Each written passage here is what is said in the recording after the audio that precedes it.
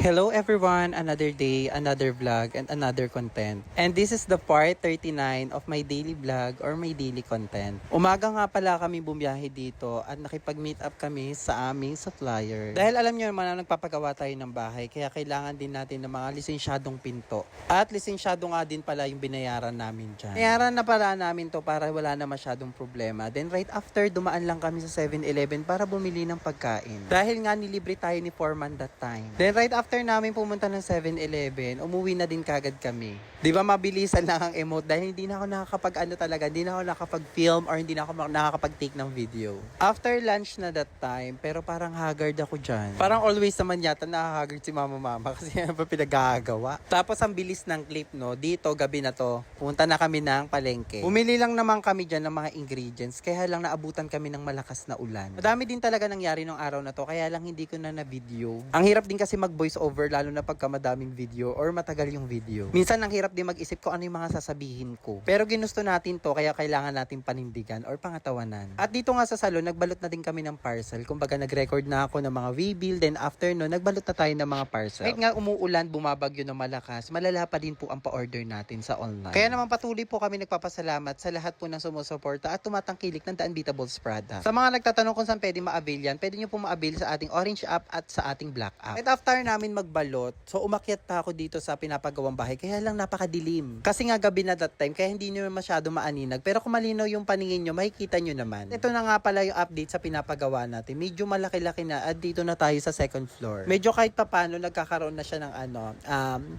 unti-unti na siya nabubuo ganon. Kumbaga umikat ako kahit madilim, kahit gabi na, tinry ko pa rin tignan ko ano status. Then right after pumunta naman na kami sa baking station or sa aming baking area para namang magawa ulit ng stock. At ang ibibake ulit natin ngayon is Yema Cake. Parang Yema Cake ang fast moving. Yes po, fast moving talaga ang Yema Cake. Kumbaga parang napakabilis niya sa masa, napakadaming umu-order. At higit sa lahat, may mga nagre-reseller talaga sa atin. At ito papakita ko sa inyo yung reseller namin. So ito nga yung may nag-reseller sa atin. So after niya mag-reseller, may napa-order na kagad siya. After niya makapagpa-order ng 10 pieces, kumuha ulit siya ng 10 pieces. So naka 20 pieces na kagad siya. Kaya naman kung naghahanap kayo ng sideline income, extra, yung alam nyo nang pwede yung pagkakitaan, try nyo mag-reseller sa amin ng mga pagkain. Kasi dito sa product na binibenta namin, siguradong at garantisado na hindi kayo mapahiya sa mga customer nyo. Habang nagbe-bake pa nga ako dyan, ay naglinis-linis na din kami ng kitchen area. Mas masarap kasi magtrabaho or mag-bake sa baking station namin, lalo na kung alam mo tong malinis. Kaya naman nililigpit at nililinisan ko din talaga yung area namin. Ilang halata kasi magulo pero malinis naman po ang working station namin. At isa din talaga sa kinakaaliwan ko yung pagbibake. Bagal parang nag-e-enjoy na talaga ako sa pagbibake. Gusto ko everyday nagbibake ako ganon. At kung hindi nyo pa pala natatanong, yung recipe po niyan, ano ko po yan, improvise. Kumbaga sariling recipe ganon. Naman sa mga interesado or gustong makuha yung recipe, pwede nyo po akong i-PM. Or para sa mga taong gusto din magnegosyo kagaya nito, pwede ko po kayong i-guide. Basta i-PM nyo lang po ako. Dahil ito talagang Yema Cake. Yung paggawa nitong Yema Cake ay na-perfect ko na din talaga ang paggawa ng chiffon cake. Ayan naman ay super soft, fluffy, and yummy. Hindi din talaga kayo ipapahiya when it comes sa lasa. Kaya nga madalas kong sinasabi, sarap na inuulit-ulitan, binabalik-balikan at tinatangkilik ng karamihan kahit hindi mo pagsisisihan. Ito kasi yung klase ng Yema Cake na for sure na hindi mo pa natitikman sa iba. Malamang dahil ang recipe nito ay wala naman sa YouTube. Kumbaga ang recipe nito ay improvise ni Mama. Kumbaga gawang Precious Miracle ang pagkakagawa niya. Kumbaga sa lasa, sa timpla, parang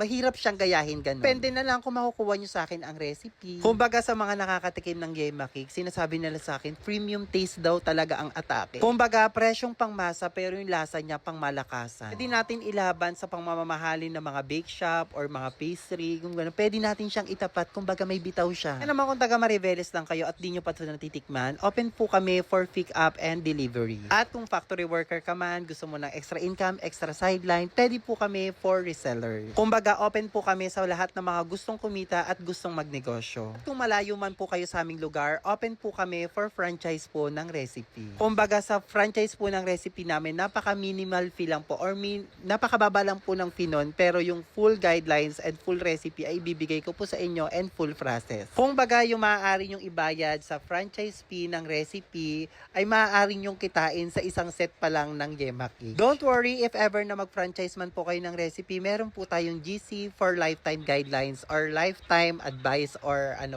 assurance. Kung baga kung magpa-franchise man po kayo ng recipe namin, i-guide ko po kayo kung paano po yung process at kung paano po kayo kikita. When it comes to recipe, when it comes to materials or machine po na gagamitin namin, i-guide ko po kayo kung ano po yung mga kailangan natin. At higit sa lahat, lifetime access po sa amin or sa GC kung paano ko kayo mag-guide regarding sa pagnenegosyo ng Yema Cake. At higit sa lahat, sisiguraduhin po natin na hindi po kayo malulugi sa negosyong to. Kasi ako, from the very beginning, yung nag-start ako mag-Yema Cake, siguro yung mga oven ko na nabili, dyan ko na lang po yun kinita. Kumbaga tinubo ko na lang po siya. Naaalala ko pa noon, nung nag-start pa lang ako mag-baking, kumbaga nagtsatsaga talaga ako sa hand mixer. Yung naaalala ko, ang hirap din talaga mag-hand mixer, pero tiis ganda talaga, ganun talaga ang process. Kumbaga, trust the process. Nag-start din naman talaga ako sa hand mixer, tapos maliit na oven pa yung ginagamit ko. Pero pag nagsumikap kayo, nagtsaga talaga kayo, dadating talaga yung panahon na dating pangarap nyo lang, mabibili at mabibili nyo din. Yung dati nagtsatsaga ako sa maliit na oven, tas ngayon 2 oven na malaki na yung meron ako.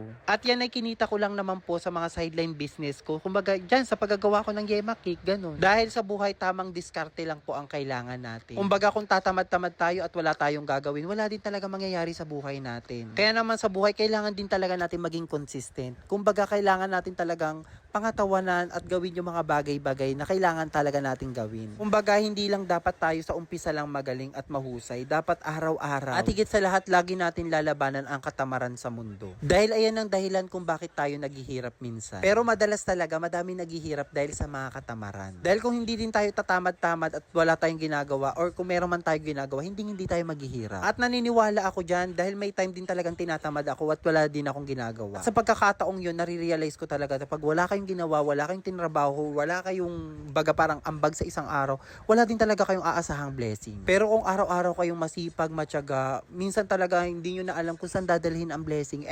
Pero real talk yun ha, sinasabi ko lang din talaga sa inyo yung totoo. Kumbaga, kung tatamad-tamad tayo, wala tayong gagawin sa isang araw, wala din tayong aasahan. Unlike pag magbibisi-bisihan tayo, may gagawin tayo araw-araw, yung may pagkakaabalan tayo, of course, may aasahan tayong blessing, hindi man kinabukasan, sa susunod na araw, ganun talaga. Kumbaga, ang pagsisikap natin para yung pagtatanim ng halaman or palay. It takes time and there's always a process. Hindi lahat pagtanim mo kagad kinabukasan may ani ka na kagad. Kumbaga may hihintayin talaga kayong proseso at tamang panahon para umani or para i-receive ang progress. Pero syempre titikman natin tong Yema Cake palagi kasi nagpapasobra din talaga para matikman namin yung gawa na. Ganon. Pero hindi sasarap sa akin yan. Sarap. Hindi yan no. Favorite mo to, di ba? Pre, ayaw mo, pre. Favorite niya. Ayaw mo, pre. Tagtagin. Ah? Natin na ni Russell. Oo, nag-trace ka na. Lasing sila Russell. Oo. Kasi lasingan. Nasa labas, nakatambay sila lahat. Guys, tapos na kami mag-bake ngayon guys. Bali gagawa na lang kami ng yelo. Kasama ko si Jello. Gian. Si Kim. Si Jack. Si Kim.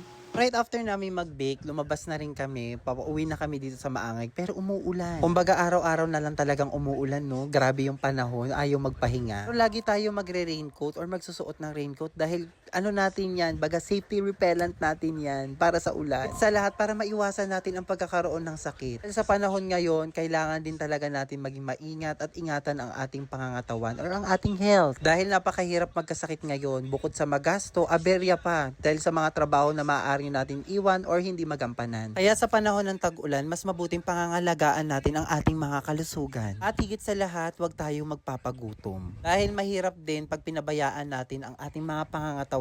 Lagi nating iisipin na napakahalaga ng ating kalusugan o ang ating health. Sabi nga, health is wealth. Kaya isa din to sa mga top priority na kailangan natin pagkaingatan at pangalagaan. By the way, hindi ko napapatagalin yung video to and I hope may natutunan kayo sa video to. Thank you so much for watching and see you on my next vlog. Bye-bye!